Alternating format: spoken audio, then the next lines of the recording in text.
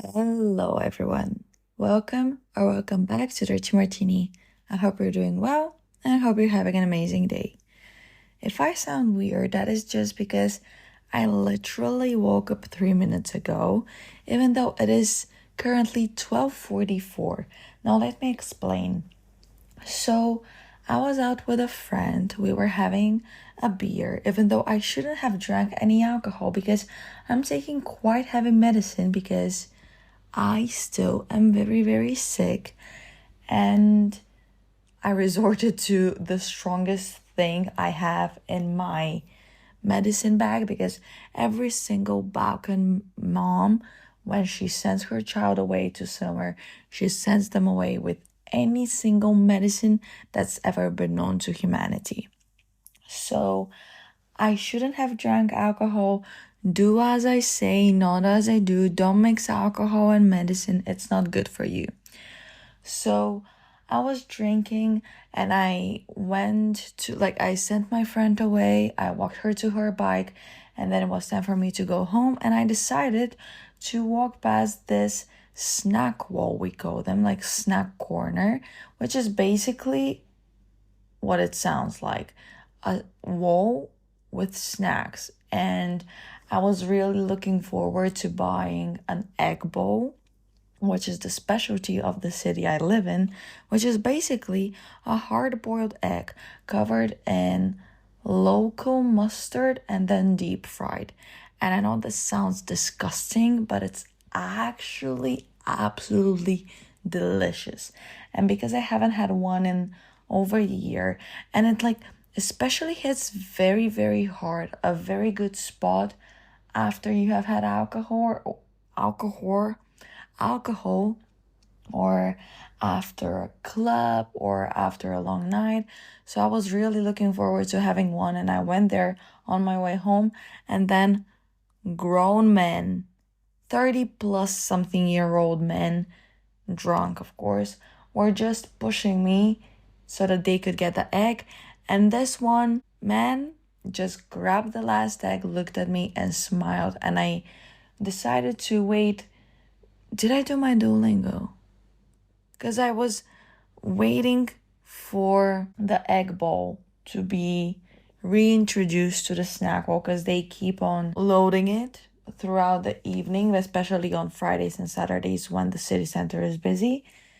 And I was doing my Duolingo, but did I finish my level? I hope I did because I have like almost 1300 days, so I better have finished it because I don't want to lose my days. So I was waiting there and I was willing to wait like 5 to 10 minutes, but people kept on pushing me. Like grown ass men were pushing me, and I was like getting so overwhelmed. So I went home hungry.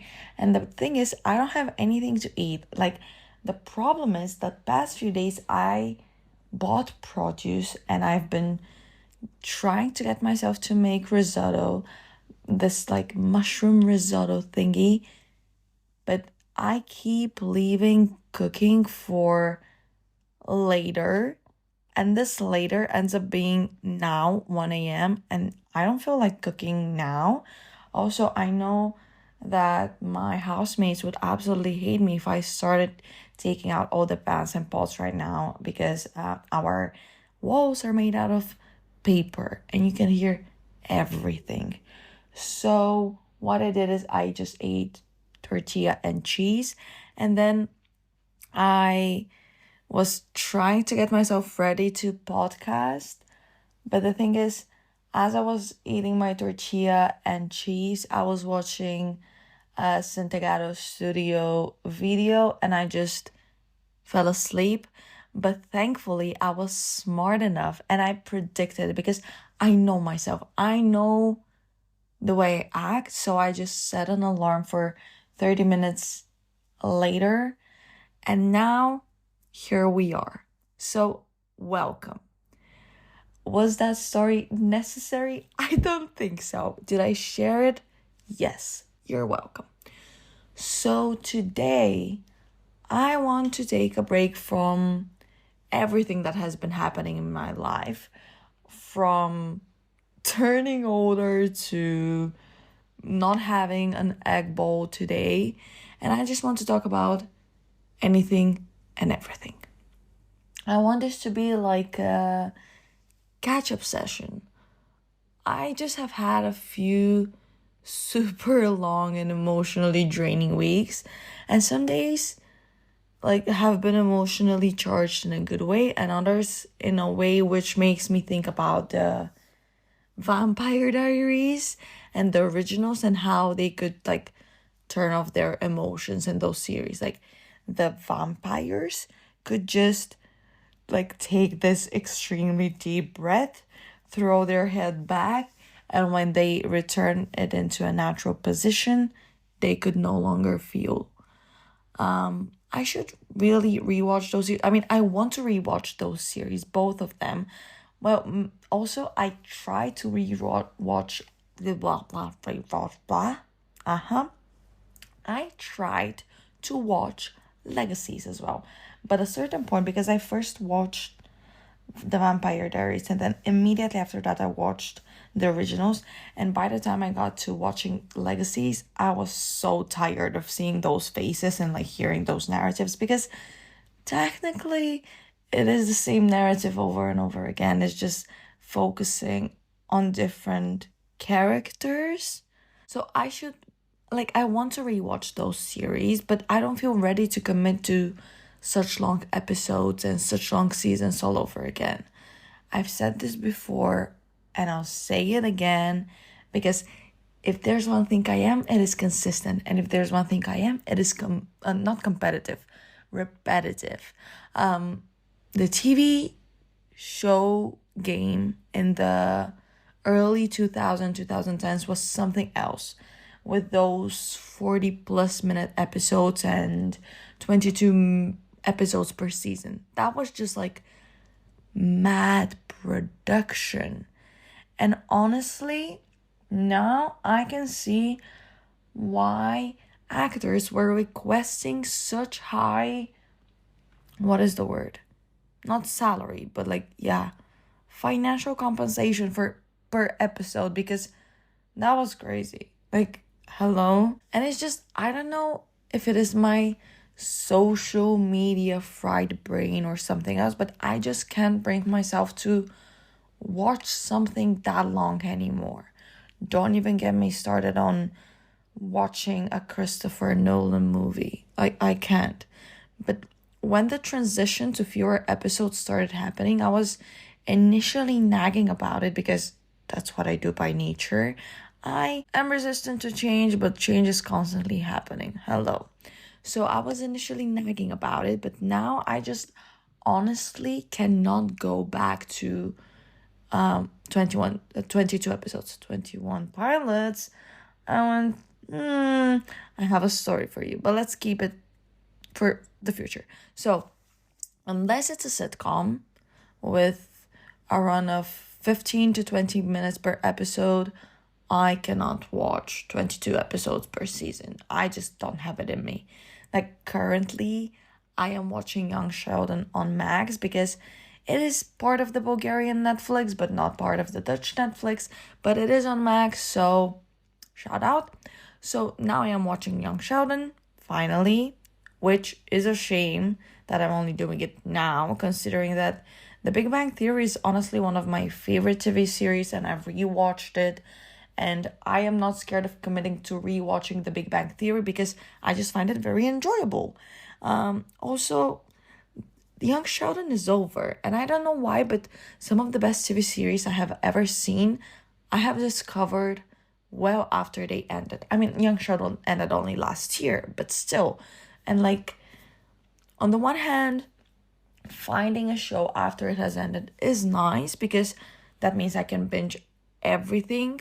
But on the other hand, like, you aren't in on the excitement of what is about to happen before it happens. So, pros and cons, guys. Pros and cons, I guess. But as for Young Sheldon, I like the episodes are 17 to 19 minutes, and I still watch those in two goes. I just cannot do it. And it's not because I don't find them engaging, it's just after minute 7, I get bored. And that is terrifying. I just cannot do it. I need to work on regaining my brain and my attention span because this is absolutely not good. And this also like kind of bites me in the ass when sometimes I'm editing because I'm like, oh my god, this episode is an hour. So like if you guys are sticking to this and listening for the entire hour, just so you know, you are my strongest soldiers, so much stronger than I ever could be. I mean, hopefully I in the future can regain my patience and attention span, but like you're soldiers. Pat yourselves on the back. And also sometimes I struggle to watch something without checking my phone. Same with editing. I feel like that's why I love going to the cinema because the environment in which you're like submerged, it just submerges you in the experience. And at least from social pressure, you are not going to use your phone. Guys, I am not kidding. I am legitimately thinking about buying a flip phone. Flip phone? Flip phone. Well, like the thing is, I've always wanted a flip phone and I've never had one. I've just had one of those old Nokia, not regular phones with buttons. I don't know if Nokia ever produced flip phones. I don't think it was their thing, but I've never had one. And back in the day, those were the shit. And whoever had one of those was the baddest baddie to ever bad baddie in the history of bad baddies. Like, imagine what satisfaction you would feel if you were arguing with someone on the phone and you just angrily hung up on them by closing your phone, like smacking the cap on your phone. Oh my god, so cool. I want to be that. I want to be that person. But not only would I enjoy a flip phone because it would mean that I would fulfill this childhood dream, but also I feel like it would help me with regaining my brain autonomy, my patience, and my attention span. And I feel like it would help me fight my addiction at its core. I initially was planning on joining this one, Regain Your Brain challenge by The Guardian, which my friend was doing in the beginning of the year. And then I just signed up and never actually even opened the emails because I felt like if opening if I opened the emails but was not doing the challenge, I would feel bad about myself and I didn't need this. So the problem is I have become so attached to my phone and I use it also as a camera and of course for recording now. So parting ways with it fully would be difficult. Eradicating the smartphone would be difficult for my day-to-day life, especially because it is such a crucial tool that I use to connect to the people back home. It's just, honestly, I'm so happy that my parents got me a smartphone way later than what was the norm for my generation. They did me honestly a massive favor with this one, even though I didn't necessarily realize it at the time. And if I could go back, knowing what I know now, I would wait even more. Like, honestly, if I could go back, I don't think I would get a smartphone in the first place. Absolutely amazing things. Like, it has contributed to easing my life in many, many ways. But sometimes my addiction, like I know I talk about this a lot, but it's just like, it's so difficult when... So I have a degree in media studies. I spent 3 years researching the effect technology has on people's existence and people's lives and on society as a whole. And it's just very belittling and just terrible when you know the ins and outs of how this technology affects you in every single aspect of your life. So you know it theoretically, but in practice, it is so difficult to apply this. And it's just, what was that degree for? And it's just so stupid because it makes me feel so weak because I know what I'm supposed to do. I know how it's affecting me. I know how I can prevent it, yet I don't do it. And it's just, I'm a little bitch. And whatever. Like, I should be stronger than this. I'm like, my will to be better should be stronger than my desire to scroll. And scrolling has literally become the gesture I perform the most. And I think that this is just so sad in a way. I miss also the feeling of tapping the same button 3 times to get to a specific letter. If you were sent like a message back in the day when we were having those like buttons and you had to press 3 times to get to the letter C and you were sent a long message, you know that was some dedication, not like it is now. Especially when speech to text exists. Honestly, I love that function because I know sometimes it is annoying to listen to voice memos, especially when it's on iMessage where you cannot speed it up. And I am not over exaggerating. I sent a 30-minute voice memo to my friends the other day, just spilling some tea. And I know that my friends are as brain rot as I am, and they would have enjoyed listening to this sped up. But they put up with it because the tea was so hot. It was piping hot and very much deserved like the time it took up. But you can recognize that I have used speech to text if I text competently without making spelling mistakes and actually using punctuation. Basically, if you think I'm intelligent just simply by looking at the structure of the text, know that it wasn't me who typed it. So shout out to speech to text for making me appear more intelligent and smarter than I actually am.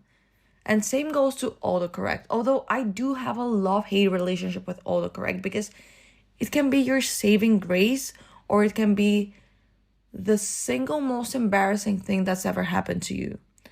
Yesterday, so I went to a friend's place and she gifted me a hair clip. And side note, it is so difficult to find a proper hair clip, especially if you have longer hair, because my hair is long. It is thin, so it's not a lot of hair, but it's long.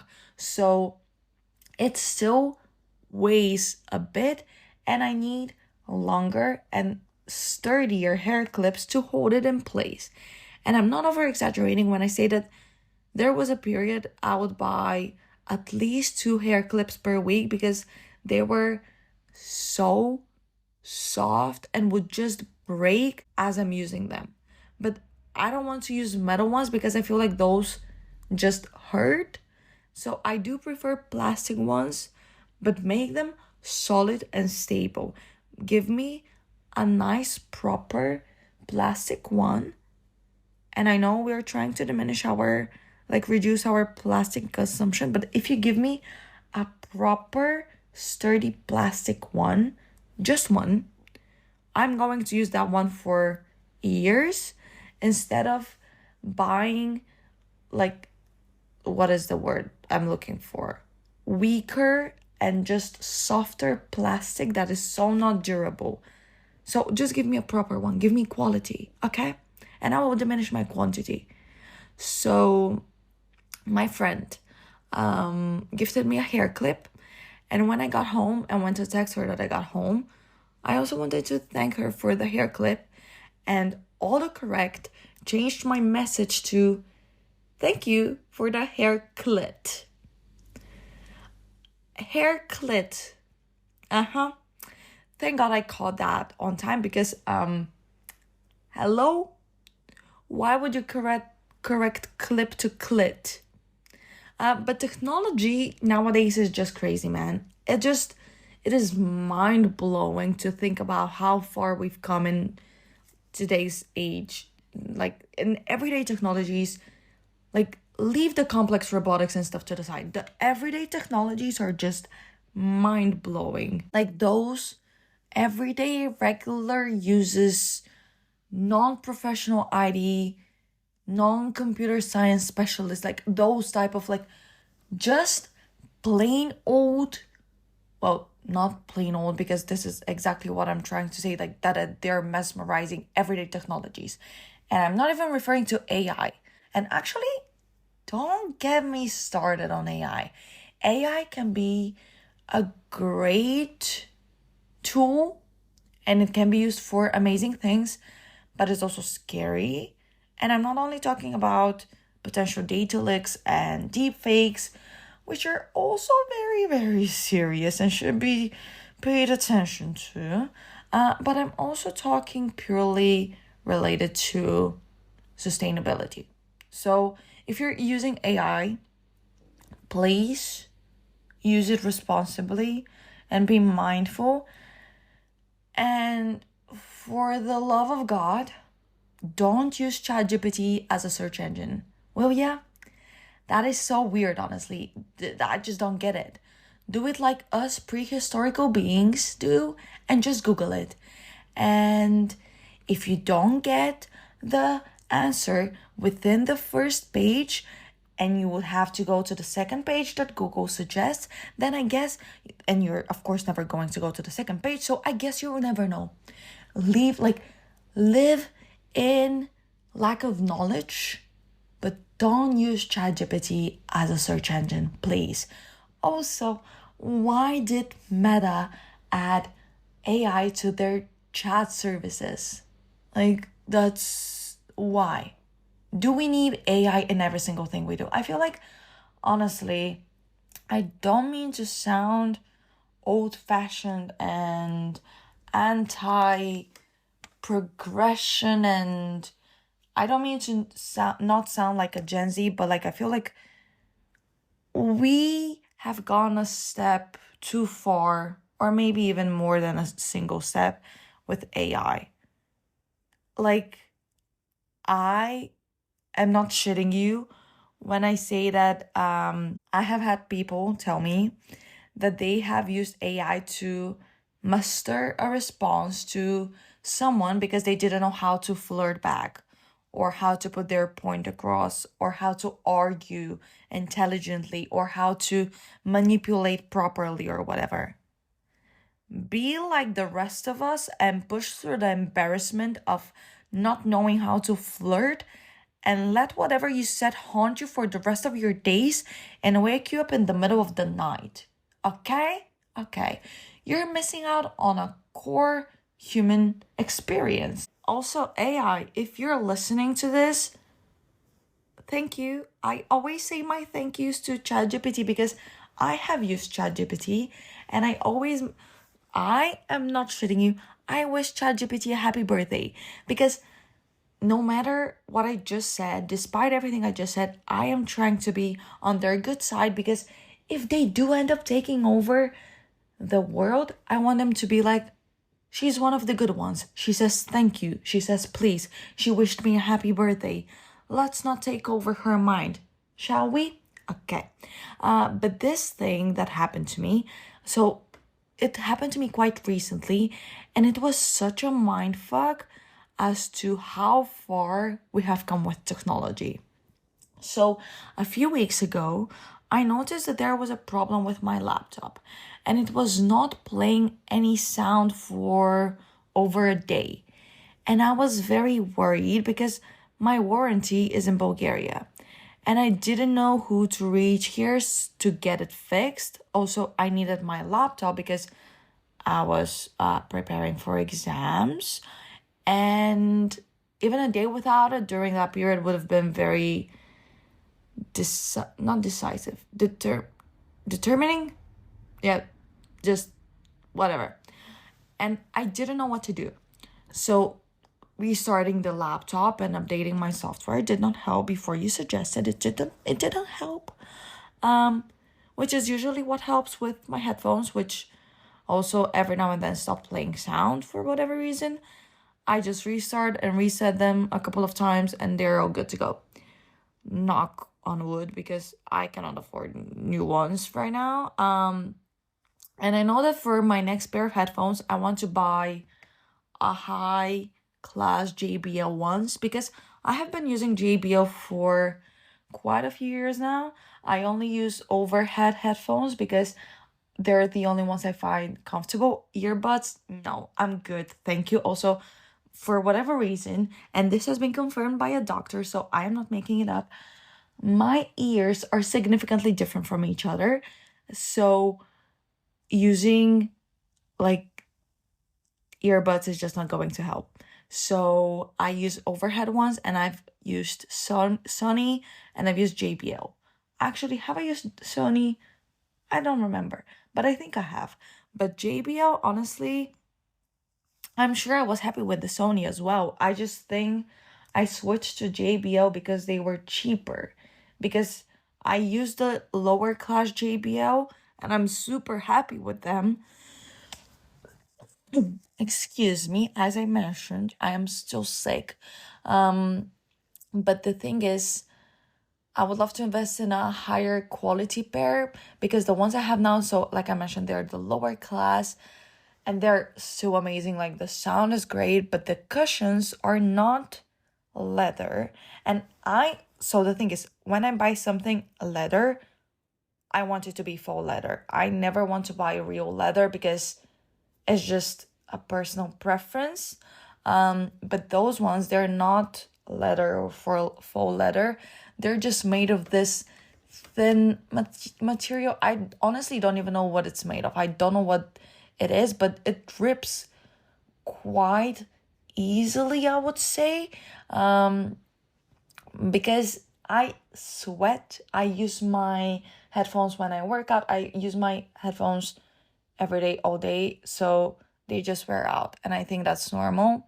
It's not the headphones' fault. But now what I found out is that I could buy just new covers for my headphones, because again, I wear my headphones religiously. I use them every single day, and the cushions that are covering my ears and the top of my head are ripped. They're falling apart, especially because, yeah, like from the sweat and from the rain, they just brush against my hair and my ears and my head, and they just wear out. But I think it's normal. And now this fabric that covers them is crumbling, and it's just the sponge that's left. But I don't think that's, I mean, first of all, it is not pretty to look at.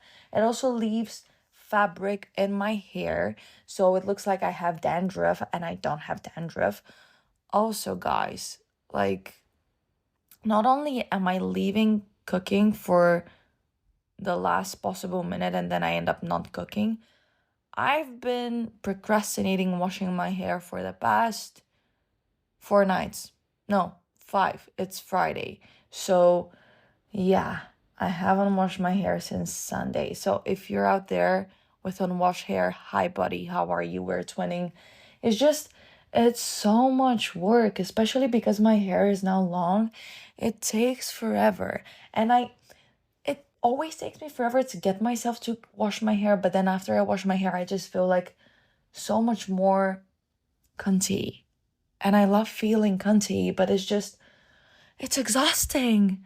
It's, anyway, so now, headphones. I found out that I can just buy cushions because they get all nasty and dirty, and the cushion itself starts ripping, and then they just become unusable purely because of that. But now what I found out is that I get to prolong my use of the headphones because of this.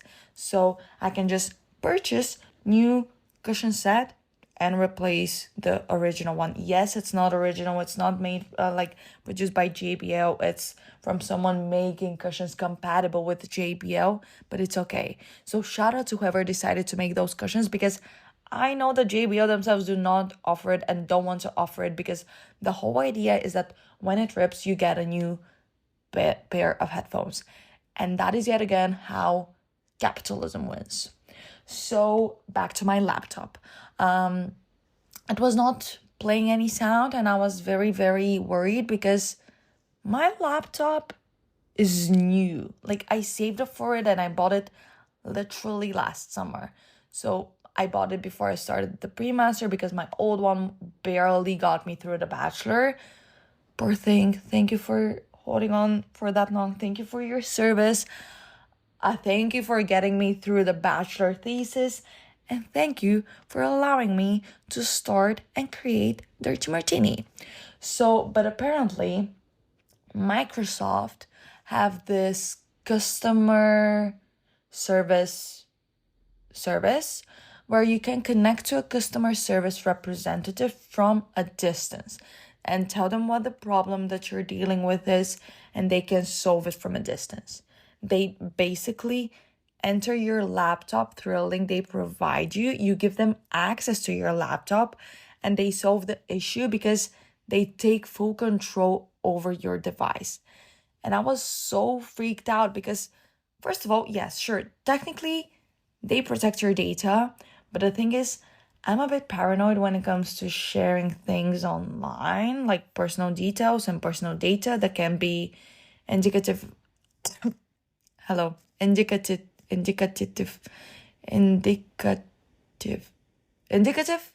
as to where I live, where I work, and so on and so forth.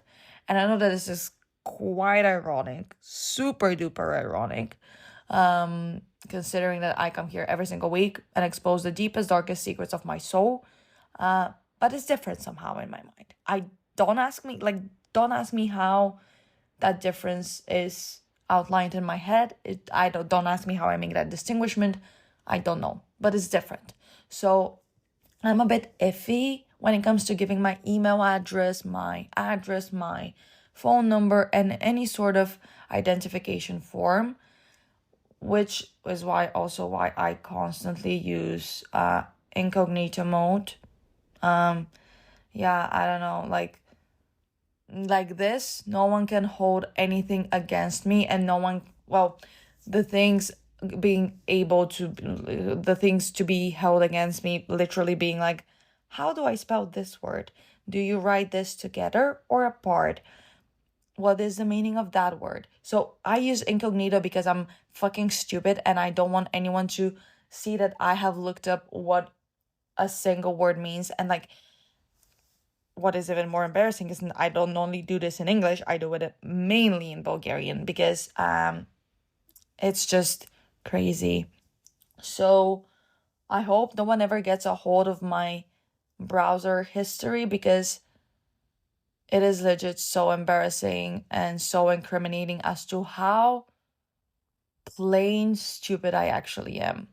But that is, anyways, so I am iffy about sharing things online, which is why, honestly, well, I hope my boss isn't listening to this because I told her I have a podcast and she told me she's going to listen, but hopefully if she's listening, she's skipping this episode. So when I was doing the giveaway for the stickers for the 1 year anniversary of the podcast, I was supposed to send them to the UK because some man won, and I was very iffy about putting my personal address as the return address because you have to put a return address to address a letter. And I just put the address of the place where I work, which I know technically is not correct. I don't know if it's okay, but I just didn't feel comfortable giving my address to a stranger. I don't know, like, it doesn't matter if they listen to the podcast or not. They're still a stranger, and I would like to be able to keep my personal details personal. And this paranoia actually has a very particular reason. Oh my God, this is so vivid in my head, in my mind. I remember it like it was yesterday. So when I was probably 7, 8, or 9, I don't remember. So it is vivid, like the situation. Don't ask me for details. Again, personal details are to be saved for myself. So around that age. But I had just made a Facebook account, and I remember one evening my sister had used one of those apps that were popular on Facebook back then, where you would just give your name and your picture and your hometown, for instance, or date of birth, and they would create a storyline, a picture narrative, or they would integrate them in a video, which is basically a stencil, and whatever information you put in, it is presented back to you. It's basically one of those fill in the blanks videos. And I just remember my sister came in one night and showed me a video that some hitman was looking for me and came all the way from the US to my godforsaken village slash town in the middle of Bulgaria, in the middle of nowhere, and he knew where to find me and was in my hometown looking for me to kill me. And the reason he found out where I am was because of my Facebook. And I just remember hysterically crying and fearing for my life for a bit, because back then I didn't know that this isn't true. And back then I didn't know that not everything on the internet is truthful. And as you can imagine, my sister had a good laugh, which honestly, I mean, it's objectively hilarious. But back then, I was terrified. And this scarred me so much that since then, I've been so freaked out about giving my personal details online. Also, like, come on. I grew up during the era of Omegle, Omegle, however you choose to pronounce it. And me and my friends would go on there, and strangers would just type in my address back to me. And that was fucking scary. What was also scary was the unsolicited mail attributes we saw. Those were perhaps even more terrifying than getting doxxed. Why are men? Just why are men? Rest in peace, Omegle. You were one of my first indications that men ain't shit. What did I say? Men ain't shit is what I tried to say. So after that video that my sister showed me, I was so scared and scarred that I just was so paranoid. And that is why back then, even though, again, I lived in the middle of nowhere in Bulgaria, I changed my location on Facebook, my place of residence, to Los Angeles. And I hid my school, I had my date of birth, and anything like this, because I thought that if it indicated that I live somewhere else, they would not be able to find where I actually live. I know, stupid logic, because it doesn't work like this, but it eased my childhood self. And if my sister is listening to this, I just want you to know that because of you, I am terrified of strangers online. And honestly, thank you so much for this, because strangers online are the weirdest breed of people to ever exist. So I was very worried, like the laptop story. This is where I'm trying to get at. So I was very worried when I had to give full control. Also, this story is so pointless. I don't even know why I'm saying it to you, but still, I'm like, I already started, might as well finish it, right? So I was very worried that I had to give full control to that person of my device, because I was like, what if they hack me and I just lose everything?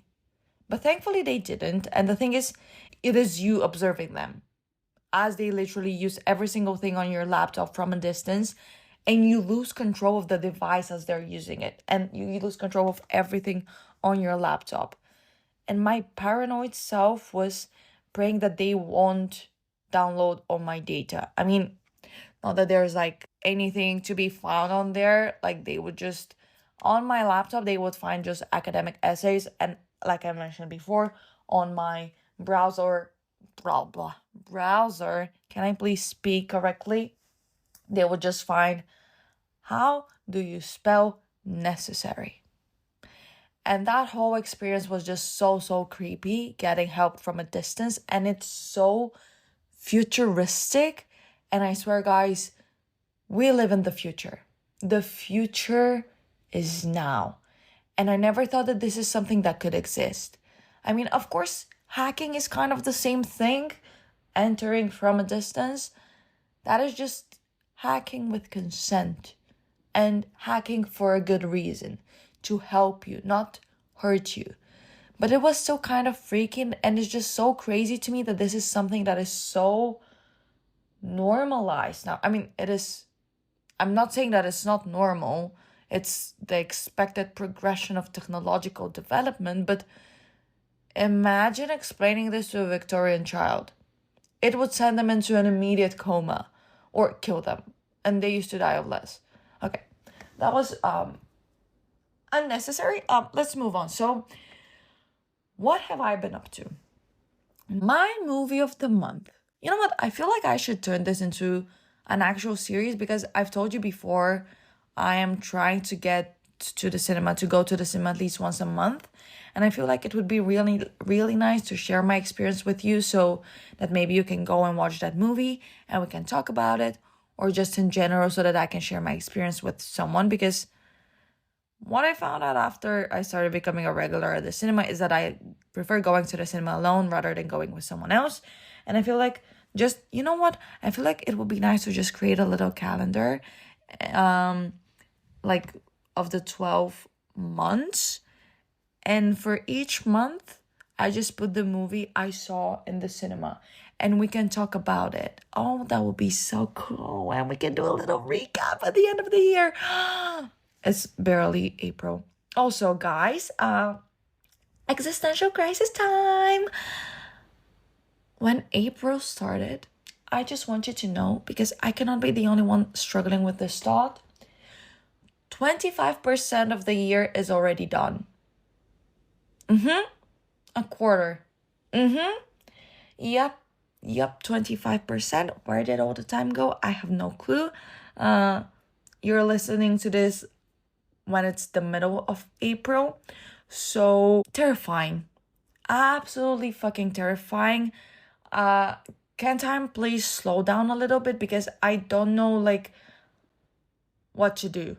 It's going by so fast, and in literally 2 months my pre-master will be done. I feel like I started just a month ago. And you know what's after that? My master's degree. And you know what's after that? Good, if you know, because I don't. And it's so scary, and it's so soon, because it is a year, and a year is a lot of time. But I will literally blink, and tomorrow I will be here recording on this very same spot, in the very same position, on my bed, with my leg very much falling asleep right now. And just freaking out about not having a single clue what I want to do with my life. Or maybe by then I will have undergone some cathartic change, and I will have found out who I am and what my purpose is and who I want to be in this life. But until then, let's stick to the movie of the month. Now, again, I found out that I prefer going to the cinema alone than I do when I go with someone else. And not to isolate myself or anything, but it's just a whole different experience when you are there by yourself. Even though when you're with people, you're still silent and not talking to each other, but it is still social. And social doesn't mean bad, and social is not something I'm avoiding. It's just sometimes I don't want to be social with people, even when I'm in social settings. I want to socialize by myself and with myself, even if I'm among like people. I want self-socialization. Also, I think I have explained this before, but it's just people too so loud, and I cannot put up with it. Especially, and I've mentioned this many times, especially when I'm watching a movie in a Dutch cinema and the subtitles are in Dutch and the movie is in English, and I need to focus on listening because I cannot rely on subtitles. Even though, like, honestly, I've been reading, like, I can understand Dutch when I read it. It's just, like, it switches by so fast. So, like, slow down. Although, you know what's really interesting? When I first learned how to read, oh my god, my leg is killing me. Like, it's fallen asleep, but like now it's waking up, and you know, like when it's like awakening, and it's like the blood starts rushing to your feet, and it's like thousands of needles are punching through your soul, the sole of your foot. This is what I'm going through right now. Oh my God, I hate this so much. Like, anyway, so when I was little and I first learned how to read, and as you can probably imagine, I learned first how to read in my native language. Interestingly, I first managed to learn to read subtitles on the TV, then I did books, which is weird because like books are stationary and that was moving. And I still read it better than I read books at first.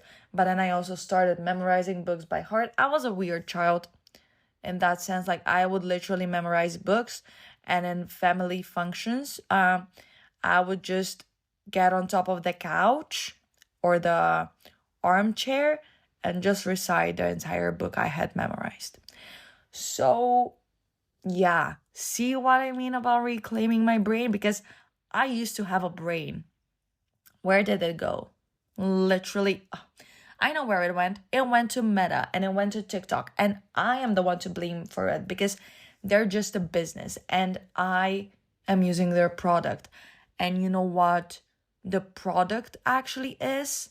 My time. Okay? Yes, this is what attention economy is profiting off of. Your time. You are the product.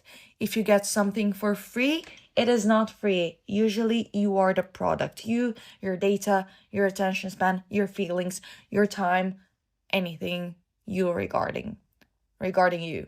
Okay. See, if I had Googled this, I would have known that right order of the words. So, yeah.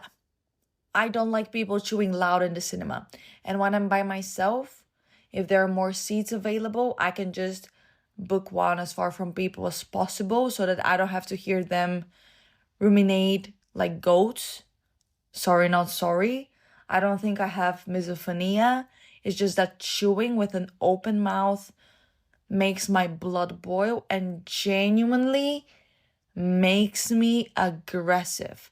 I feel like I could end up in jail one day because someone chewed super loudly near me. Just close your mouth. It's honestly not that difficult. Like, I don't understand how you can enjoy food when your mouth is open. I don't need to see your tonsils, okay? Even when I'm sick and my nose is stuffed and unusable, I still chew with my mouth closed. I risk suffocating, but I just refuse to be like a camel or a llama. Close your mouth, okay? Okay, thank you. It's icky, and I might punch you, and it would all be on you. Now, I need to readjust for a second because my leg is, I feel like it's not a part of my body anymore. One day, guys, when I have my own place, I am going to make a little corner in my room or in any room in the place I have. And it's just going to be my podcasting space and it's going to be comfortable. And I would not have to, yeah, it would just be great. But until then, it is what it is. So, on a more positive side note, going to the cinema alone is also, I feel like, it's just such a nice me time. It's such a me-centered activity. And it's a way to have a date with myself and take myself out of the house. Because a lot of the times, I spent my me time at home. Again, scrolling on my phone or watching something in my room.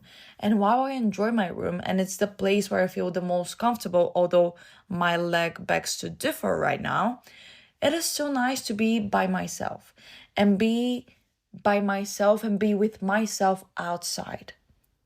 I don't know if this makes sense, but I feel like it makes sense.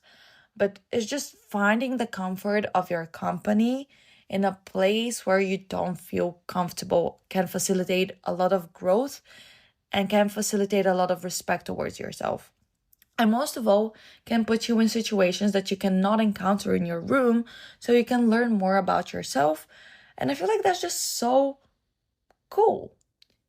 So my movie of the month, well, it was technically in March, but we all know that the last two episodes weren't very light-hearted, gossipy, keeping up with the Kardashians type of stuff. So I couldn't like just squeeze it in and like mention it. So that's why I'm telling it to you now. So I watched One of Them Days with SZA and Keke Palmer. And guys, I don't think you get it. Like, I grew up with Keke Palmer. I used to religiously watch True Jackson, and ever since then, I have wanted to be her friend so bad. And then the older I get, the more pronounced this desire becomes. Like, both Keke and SZA are super talented, extremely charismatic, and just seems so incredibly cool to be around. So when the movie was announced, I knew I would have to see it, but unfortunately, it took quite a bit until it made its way to the Netherlands. But here we are. So I went to the cinema, and initially, I was the only one in the hall, which would have been so cool. And honestly, I hope I get to experience it at least once. Like, have an entire movie theater to myself. Guys, am I an introvert? I feel like I'm an extroverted introvert. Or maybe an introverted extrovert. I don't know. But like, I like people, but honestly also stay away from me. So, right before the movie started, I ran last minute to take off my thighs because I had a sensory overload.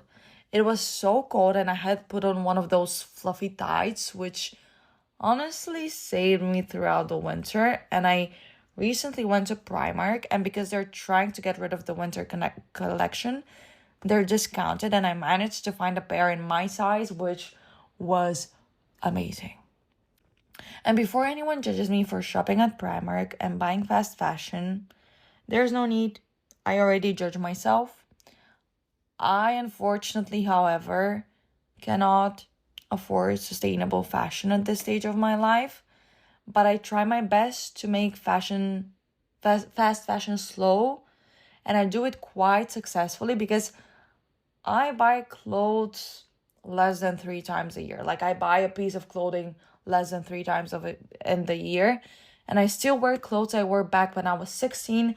I am wearing my dad's clothes. I'm wearing my mom's clothes. I'm wearing clothes my mom made back in the 80s and 90s. I'm wearing my sister's clothes. I try my best. And I have this pair of shorts I bought when I was in the 8th grade during summer vacation, so 14, 15. And I just now did they start falling apart. And it sucks because it's my favorite pair of shorts for in the house, but also they have served me long and well. So I try my best to limit my fast fashion consumption, and I try my best to use the clothes I have, which are quite a lot, honestly, and I have a lot of outfits. It's just I don't know how to style them. But also I've been wearing the same clothes for over a decade, and I do at times get a little bit tired. Well, no, not a little bit. I do get tired of them. I have 3 outfits in rotation. So yeah, I'm trying to limit my fast fashion consumption, but unfortunately, at times, it is the only thing I can afford. And I know it doesn't work like this, but sometimes when I buy fast fashion, I also make donations to a cause I believe in. It doesn't undo my consumption, it doesn't erase the guilt, but I would like to know that at least part of my money goes to something nice and something good. So, yes, I do buy fast fashion, unfortunately, purely for financial reasons. And hopefully one day I can afford to buy sustainable clothing. Also, I hate the fact that fast fashion has primed us in a way in which we perceive that a pair of joggers should be less than 10 euros. And then we like when we are encountering sustainably made fair trade product priced fairly, we think it's overpriced. It is not overpriced. The problem is the cheap one. But this is such a long topic, and I don't have too many details to share with you with like numbers and statistics. So I should probably move on. And I feel like an extreme hypocrite right now. Whatever, let's just move on.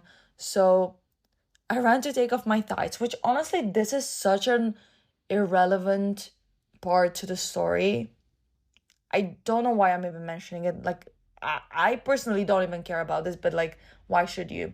So I ran to take off my thighs because I got too hot, and I just know myself. And I know that if I don't feel 1,000% comfortable when I'm watching a movie, I'm not going to watch the movie, and the only thing I would be able to focus on is this thing that is irritating me. So I ran to the bathroom to change, and I came back, and some people had walked in, but luckily at the end of it all, I was alone in a row. And top places to be alone: plain rolls and cinema rolls. Can't change my mind. The movie itself was fun. I wouldn't say it was life-changing or revolutionary, but it was still entertaining and enjoyable, and I liked watching it. It reminded me very much of the early 2000s movies. The vibe was there. Bring back those early 2000 movies without the racism, the homophobia, the sexism, the ageism, and the fat shaming. They just feel so nostalgic. Not that racism, homophobia, sexism, ageism, and fat shaming feel nostalgic. You know what I mean. It goes back to the flip phones. It was just a completely different era back then.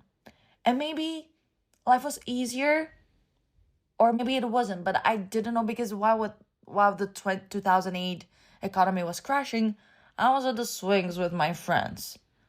The economy now is perhaps also feeling nostalgic and is reminiscing on that time, which is why it's going back to it. I just wish I had the swings with my friends. Honestly, a solid game of hide and seek and a proper dodgeball game would fix a big chunk of my problems right now. I can't tell you how much I crave this meeting I have planned with my friend for the summer, for when I get back home, when we're going to spend the entire day playing games from our childhood. And then with another friend, we have an appointment, so to say, to do puzzles for an entire day. How exciting. I literally cannot wait. What I will say I appreciated about the One of Them Days movie is how they portrayed SZA driving. It was one of the first scenes of the movie when she picks up Kiki from work and they drive home. And this is the first realistic portrayal, kinda, of what it looks like when you're driving a car. Because look at any movies or series or music videos or whatever, when they show someone driving a car, they're turning the wheel every 2 seconds and like twisting it from one end to the other, like radically twisting it, which is not what happens in reality. Unless you're driving on a balcony road and you're trying to avoid the holes in the asphalt. And I may not be a director or anything, but here is a PSA. Stop filming driving scenes like this. Nobody drives like this. Whoever directs driving scenes like this has apparently never driven a car before. So this is what I really, really appreciated about the movie. I know it's such a minor aspect, but I've always been annoyed when I've seen this. And it's so nice that for once, this wasn't overlooked. The movie was enjoyable. I felt like it was a feel-good movie, kind of like I left entertained. I enjoyed my time there. It was kind of like a no-brainer. So I recommend it. And another thing I want to point out is that I respect the movie for using real life language. They were using slang and just real everyday words with the social media rotten brain vocabulary of it all. That is what I really liked, because it made it relevant and relatable. And I don't mean talk about skibidi toilet in your movies, but just use everyday language. Not everything has to be an Edgar Allan Poe poem, okay? Thank you. And with that being said, guys, I have this frozen pizza. And it's heart-shaped. Stop, because that's one of the good things about Valentine's Day. Things that are heart-shaped, they only sell them on the 14th. And after that, because they overstock and people don't buy them, they discount them. So shout out to Lidl, because after the 14th, I can stock up on pizzas because a frozen pizza is €1. And I have my last frozen heart-shaped pizza. And I feel like now is the time to enjoy it, because I couldn't enjoy an egg bowl. So might as well give something to myself to satiate my soul.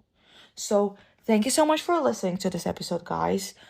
I literally don't remember a single thing I said, but I just know I had fun. I hope you did too. I hope to see you in the next one. But until then, stay hydrated, wear sunscreen, and don't support genocide. Bye.